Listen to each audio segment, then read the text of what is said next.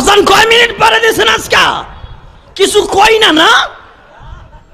ইমাম সাহেব মনে মনে কয় খাটাসে নামাজ পড়তে হেন, ও আবার জানে কেমনে আজান কয় মিনিট পরে দিচ্ছে। কথা কন না কেন? কথা কন।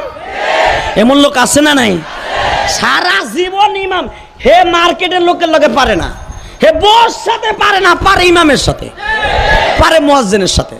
কিছু কিছু মসজিদ কমিটি আছে দেখবেন, হে মসজিদে দুইকে ফ্যানের দিক চায়, ফ্যানে ময়লা আসেনি, এই বিছানে কার্পেটের দিক তাকায়, ময়লা আসেনি।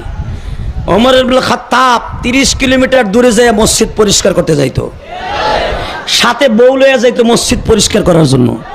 আল্লাহু আকবার জোরে বলো। আর তুমি কোন জায়গার 2 টাকার সভাপতি, মসজিদের একটা ময়লা তালাশ করো মুয়াজ্জিনের আশায়। আল্লাহর কসম, মরার আগে গাল ডিজিটাল হয়ে মরবা। সারা জীবন ইমামরে বৈক্যা মৈক্যা মরার 1.5 বছর আগে গাল ডিজিটাল হয়ে স্টক করে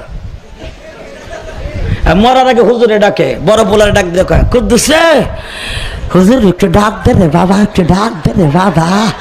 আরে মরার টাইম হয়ে গেছে রে বাবা, মরার টাইম হয়ে গেছে রে বাবা।